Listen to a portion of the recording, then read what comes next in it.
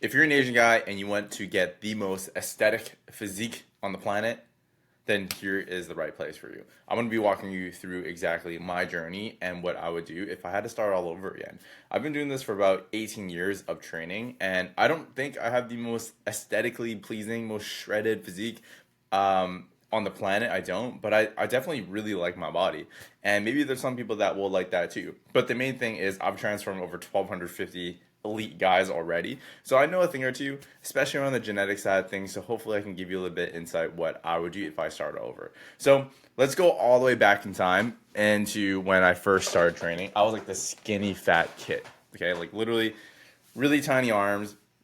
Like I didn't like the way I looked, and I was really pudgy, right? I just didn't feel, and I had like a double chin too. So I was like pinner arms, double chin, big belly, and I just didn't feel like happy. And so one of the mistakes that I actually made growing up was I just did a ton of sit-ups. Like every single day on my bed, I'd be doing a bunch of sit-ups. And the reason why is because there was this girl in my class and I really wanted to take off my shirt for her for some reason. That was like my motivation. So every single night I was doing sit-ups. I was just like, yeah, this is for X. I'm not gonna say her name.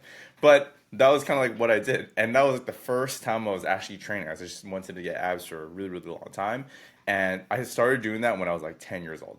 In hindsight, if I was that stage before where I would probably define it as like really skinny fat, I would probably, do it a little bit more systematically. So if you're in that skinny fat stage and you're really not sure what step to do, there's a few options, or there's really only two.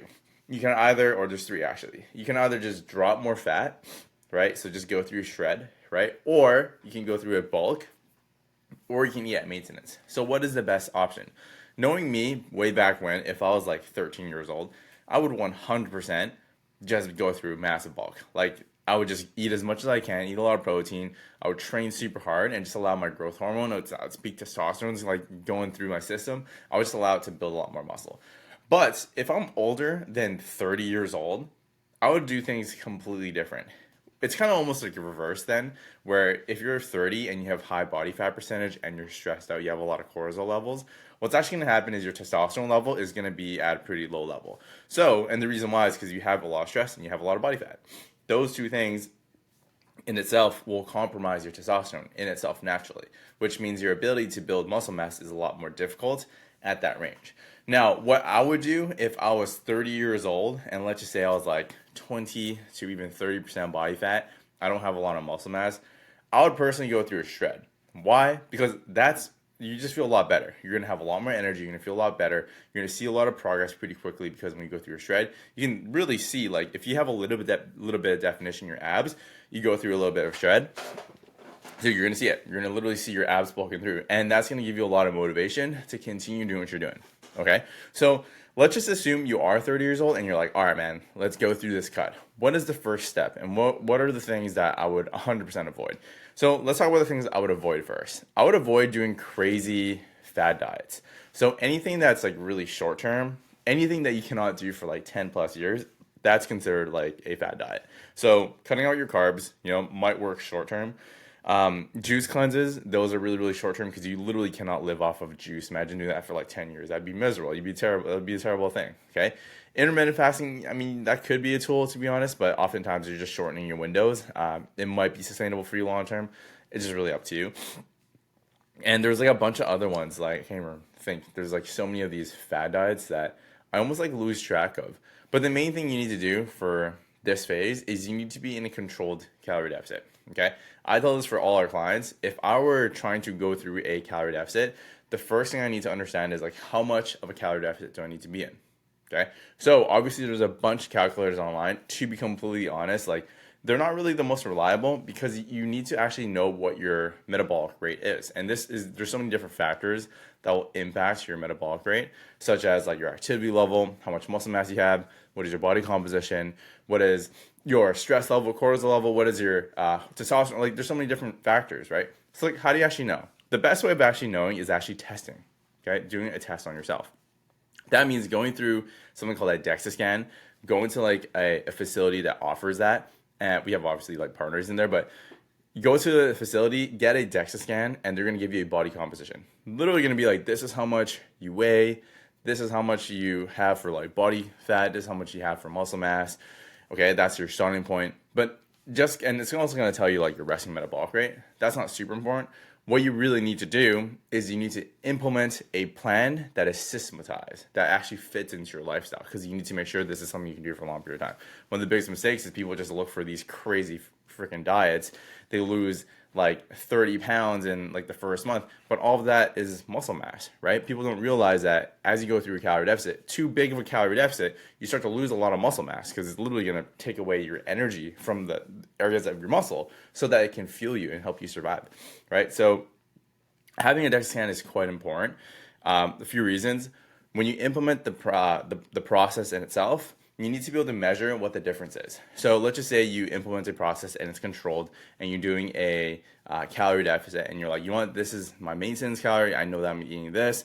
We're going to retest that. And let's just say you lost 0 pounds in the first 4 weeks. What should you do? Well, don't freak out. Look at the DEXA scan, because what if you lost 5 pounds of fat and you gained 5 pounds of muscle? That is literally a home run. Like for real. Like if we saw that on our client, like 0 pound difference, but lost 5 pounds of fat, gained 5 pounds of muscle, your body composition is gonna be so different. So I'd be like, don't do anything different. Continue doing that. Like just keep doing that, okay? And then you want to retest that. But what if there was nothing different? What if you did a DEXA scan, you implemented a process, and you don't really see a difference, right? You have the scan, it's like the gold standard. Well, first off, you need to look at what you're actually doing. Is the thing that you're actually doing, first off, sustainable for your lifestyle? But secondly, is it actually putting you in a calorie deficit? If your weight is staying exactly the same and there's no difference in fat loss, no difference in muscle gain, you're not in a calorie deficit. So you need to reduce your caloric intake, and that's really the best way to help you understand what is your resting metabolic rate, what's your maintenance calorie, how much calories are you burning at rest, and that is literally objective data that you can go back to and be like, in this phase of my life, this is how much I ate. I know that if I were ever to gain that weight, this is it, right? So having your own blueprint is really, really important. The thing that we really want to emphasize is there is going to be a point in time for every single person where as they go through a calorie deficit, if they do it for too long, like if you do a prolonged calorie deficit, you might start to lose a lot of weight. But that weight might be muscle mass. So your weight might actually go down, but because your body's going to hold on to the fat because it's a survival mechanism, what's going to happen is you're going to lose a lot more muscle mass. As you start to lose a lot more muscle mass, your weight is literally going to trend downwards. But if you look in the mirror, you're going to be like, oh my God, I look kind of sick. And this is a really, really common thing. That's why it's super important to have a DEXA scan. Okay, so going back to our first example of the individual who is a bit more skinny fat, should he bulk or should he cut? In my honest opinion, I would just go through a shred, because once you go through a shred where let's say you're like maybe sub 20% body fat, then we can start to increase your calories to get you through a muscle building phase. And because you're lean enough, you're going to see a little bit more definition when you actually go through a process of building up your muscle and you do it really, really correctly. This is what's going to happen. If you just were to increase your calories and there's really no control around things, meaning what you're going to do is you increase your calories and you're just like, oh, you know, I'm just going to eat whatever. All that's happening is you're literally adding all the fat back on, especially if you went through a calorie deficit and you stripped off some of the muscle mass, your metabolic rate's a little bit lower. So when you go back into eating normally, because your metabolic rate has dropped a little bit of time, you might be in a huge surplus. That means you're going to pack on literally the fat back on, especially if you're not actually going through a pretty dialed strength training routine. So for our clients, what we really want to emphasize is we want to control the increase in calories, but we want to minimize the amount of fat that's adding onto your body. When you're able to do this, minimize the amount of fat that's going into your body, but you're increasing your calories and you're training specifically, what's going to happen is you're going to start adding more muscle mass to your body. Now the fat cells, that will stay the same, right? Your fat cells in itself, it's not going to increase. But what's going to happen is your muscle mass is going to increase. You're going to get more of that. So what do you think is going to happen to your body fat percentage? Your body fat percentage is going to drop. Why? Because now you have more muscle tissue compared to fat tissue, and hopefully the amount of fat tissue that's on your body during a maintenance calorie surplus phase is going to be very minimal, which means you're going to increase the ratio a lot more. So that's how our clients are really able to get to the phase that they really tell us. They're like, dude, oh my God, I'm eating so much more food. Like, how am I losing fat? Well, you're not actually losing fat here. What's actually happening is you're going through a true body composition, where slowly over time, you're increasing your intake, but your intake and metabolism increasing because you're building up more muscle mass. And this is how we make this process a lot more sustainable for you long term. Okay, so if you're a skinny fat, what would you do? Well, for me, the one thing I would 100% focus on is get them through a calorie deficit to get shredded. And then once you expose a little bit more of the muscle mass because your body fat percentage is less, we are going to crank that and get them through a muscle building program. Okay, so what if you are now, you've done that a few times, and then now you're in a place where you're like, you know what, bro, like I just want to build muscle. Okay, sweet. What are the areas that I would 100% focus on? And mind you, you don't have a lot of muscle to begin with, but you're on more on the chunkier side. What would you actually do? So there's basically 3 different muscle groups that I would 100% hit, like for sure, maybe 4. Okay, it's going to be your chest, okay, and then your shoulders, 100% for your upper body. The reason why is because you're going to create this V-taper look. The reason why you have more V-taper look is simply if you have wider shoulders and bigger chest, your waist naturally looks a little bit more narrower. Okay, so you have that V look. The other exercise is probably the thing that you're not going to like, but it's going to be training your legs. Why? Because 60% of your body, literally like more than half your body, some guys, is your leg. So why would you not use the engine that's going to help you become a fat burning machine? The objective here isn't just to get you shredded short term, right? It's to be able to create a system where you can build blocks of muscle so that it's a lifelong process where you have your metabolic rate literally up to here and you're becoming a fat burning machine. So how do you actually do that? You need to increase your muscle mass. What's the easiest way of doing that? It's actually training your legs. Oh, but Dex, I don't want my legs to be too big. Don't worry, it won't, because it takes a long time to get there. In fact, like the first 4 to 6 weeks of any strength training routine, it's all central nervous system. That means it's the connection from your brain to your muscle. That is the thing that gets a lot stronger in the first 4 to 6 weeks. Unless you're a complete beginner, the process of building up muscle, it takes a bit of time here. So just to let you know, if you are afraid that things aren't going to fit, your pants are going to be too tight, all that jazz, like don't worry, like that's definitely not going to happen. And if you also want to make sure this doesn't happen for sure, really think about lower volume exercises.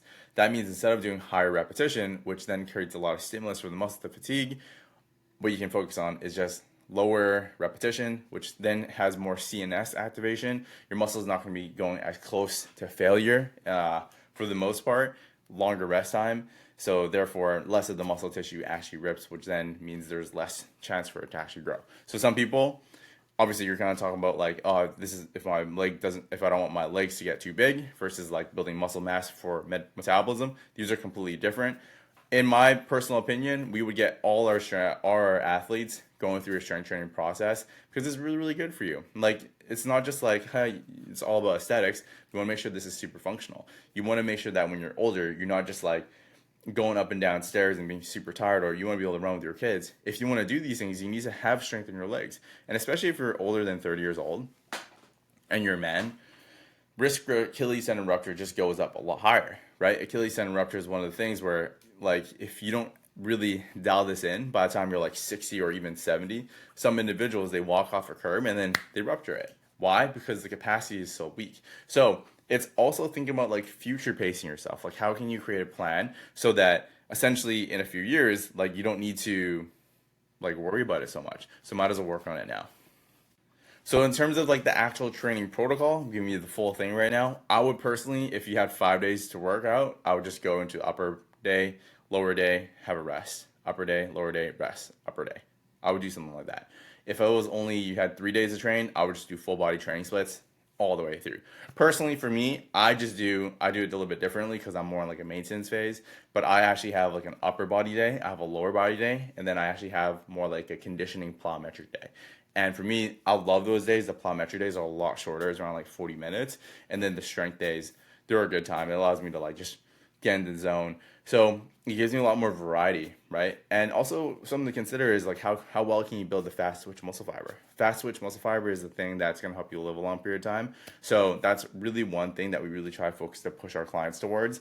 You can build a lot of strength, you can build a lot of capacity, but in order for you to have that reactive skill to be able to be explosive, to live a long period of time, you really need to consider looking at getting a little bit more of that fast twitch muscle fiber so that you can continue playing tennis sports, racket sports, pickleball, all of these things, because that's going to increase longevity.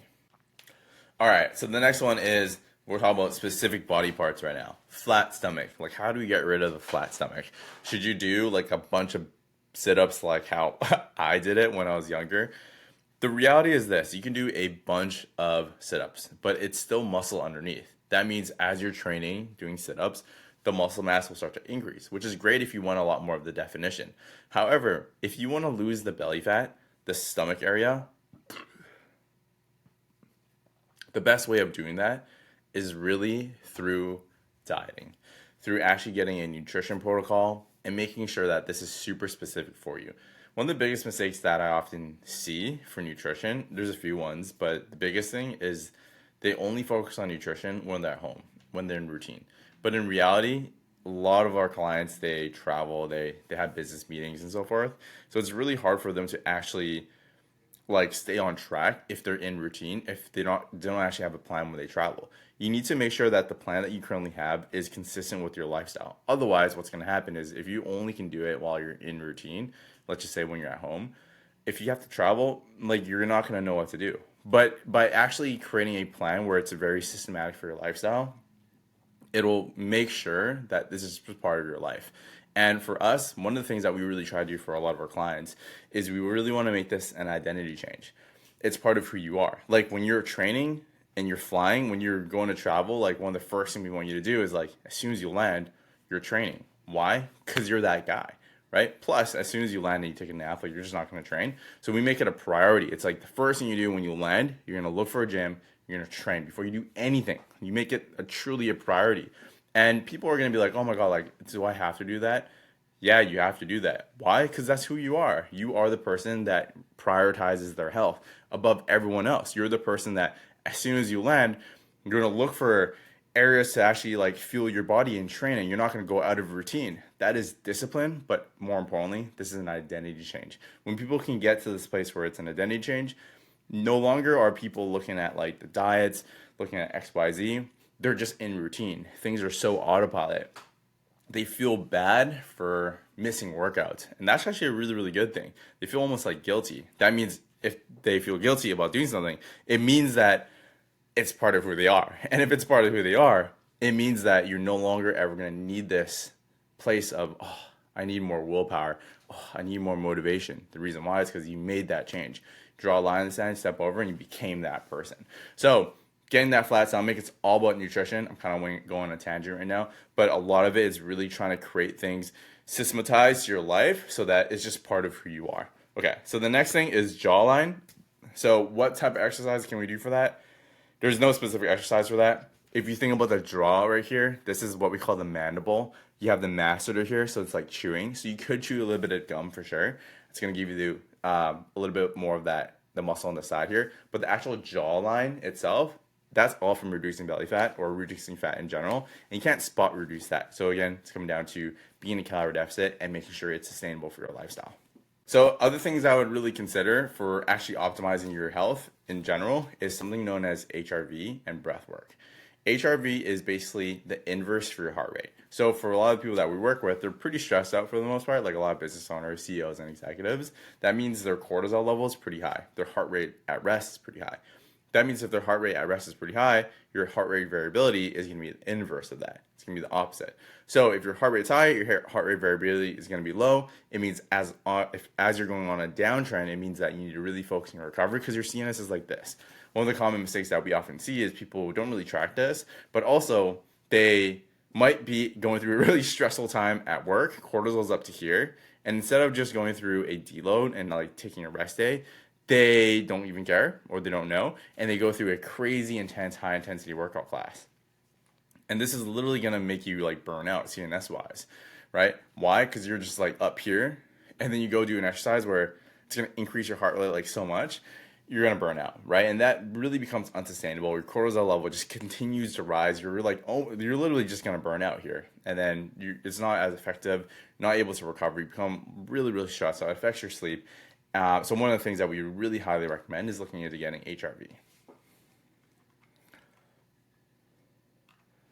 Okay, so that's basically it for now because I talked a lot of time. But if you guys like this video, hit that subscribe button. I'm gonna keep doing these videos, hopefully provide a lot of value for you. There's gonna be more videos over here. Check them out and let me know in the comments what else you want to learn about. See you guys.